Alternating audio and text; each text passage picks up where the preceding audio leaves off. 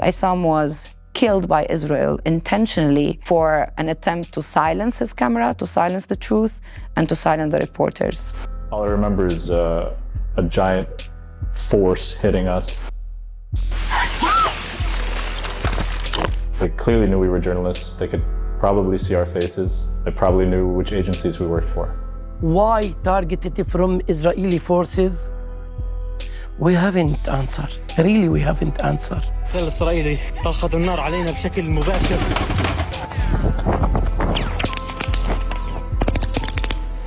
There is no reason to target any journalist everywhere, especially in Gaza. Really, that's enough. It's خلاص, we are human. I depend definitely on RSF, on organizations, on the human rights and journalists to follow up so that we don't have any more Issams. My name is Abeer Abdallah. I'm the sister of the late martyr video journalist Issam Abdallah, who was murdered on October 13th, 2023 by Israeli shellings or tanks at him while he was live. Yeah, my name is Adel Al Zaanoun. I'm a journalist reporter in Gaza with the AFP.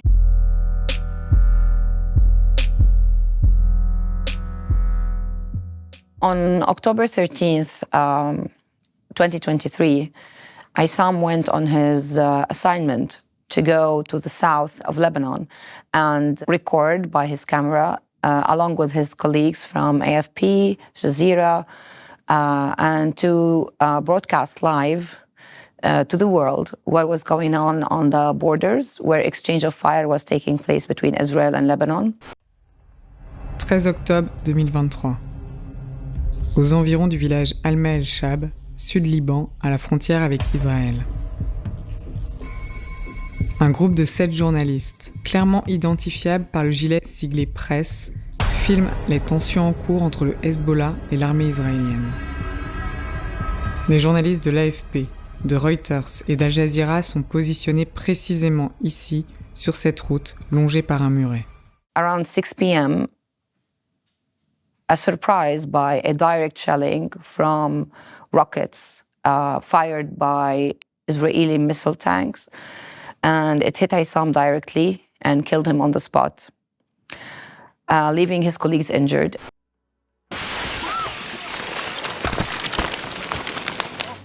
Victime d'un bombardement, une journaliste indique ne plus sentir ses jambes.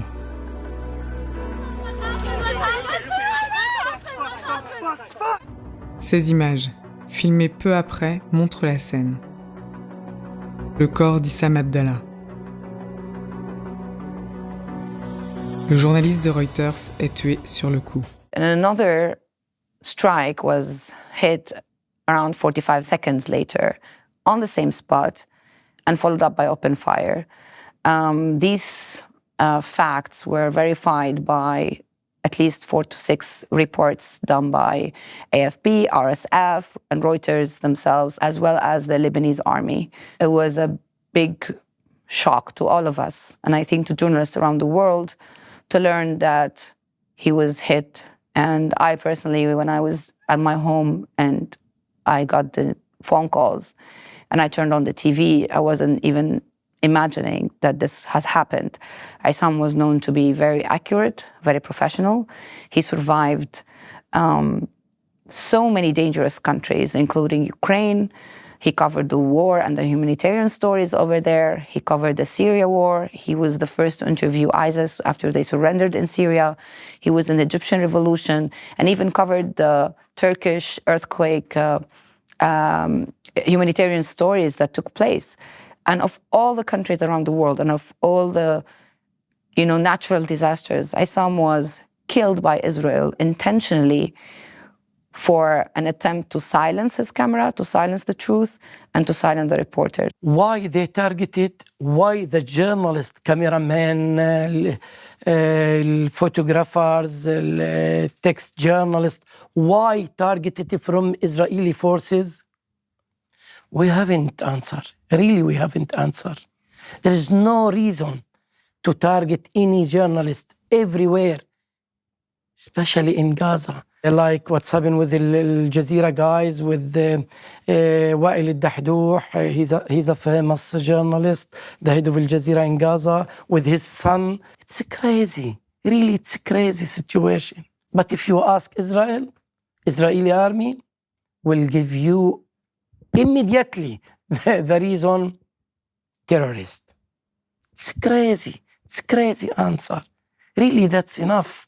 It's khalas, we are human. What I can tell you is that 1 month later, even though there hasn't been a great war taking place in the south, 2 other journalists, which are Abeer and Farah, were also targeted and killed. And to note, Issam, Abeer, and Farah and their colleagues were targeted because they were wearing press. Something that saddens me and makes me angry in 2024, that if they were regular human beings passing by, he wouldn't have been killed. He was killed because he was carrying a camera and wearing press, meaning that his message and his job for any military entity makes him a target. الإسرائيلي طلقت النار علينا بشكل مباشر.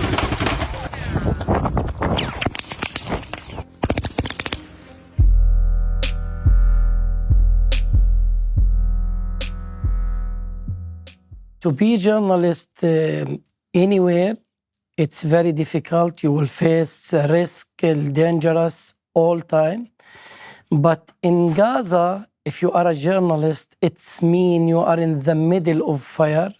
You will be under the risk all your life.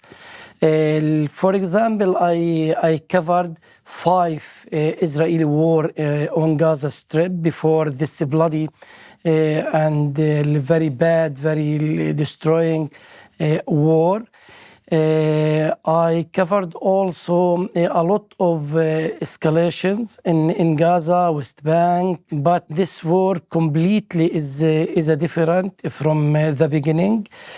From the first day, it was hundreds Israeli airstrikes, shelling from the Navy, all Gaza Strip under the Israeli bombing all time.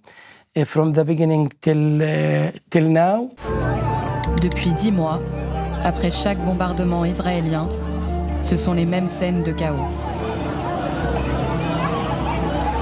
Un nuage de poussière épais, des corps meurtris,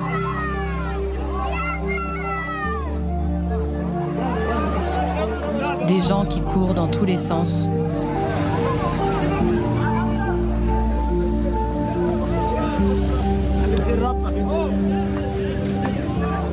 Et des cris. The journalist still in the middle. 170, according syndicate, killed by Israeli bombing. Most of them directly. About 200 journalists injured, 300 houses of journalists, including my house, completely or partly destroyed, 125 journalists arrested during the last year, during the war. It's mean we are paying the heavy price. Plus de 130 journalistes ont péri à Gaza, dont 32 dans l'exercice de leurs fonctions, selon les enquêtes que nous avons menées. C'est un conflit d'une ampleur sans précédent pour les civils. Les forces armées israéliennes tuent des journalistes. Les forces armées israéliennes ciblent des journalistes.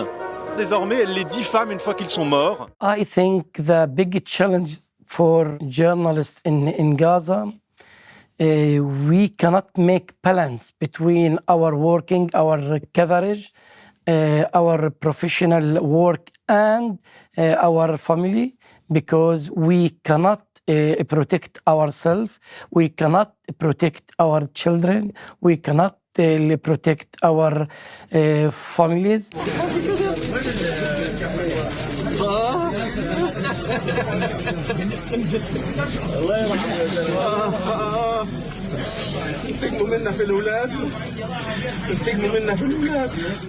in the same times, we cannot bring the food, water.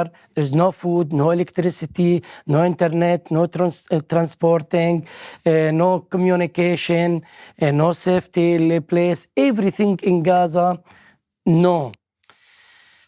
It's very, very difficult when we take a decision to leave Gaza.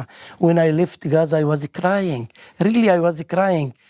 Yes, I'm leaving the area like the hell. Yes, I want my family to leave. I want them to leave because all of them pressure, because I cannot protect them. I cannot help myself. But I think when having agreement, inshallah, it will be ceasefire soon. If this happens, sure, I'll return back to continue my job, to continue my working in Gaza. But of course, for my wife and kids, it's very, very difficult, impossible to return back.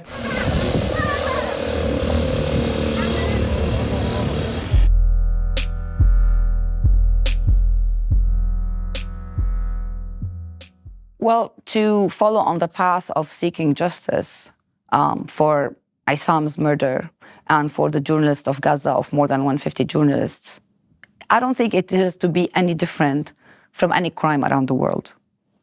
Any citizen or any human being, if they commit a crime, they get arrested right away, they get prosecuted, and they follow the law.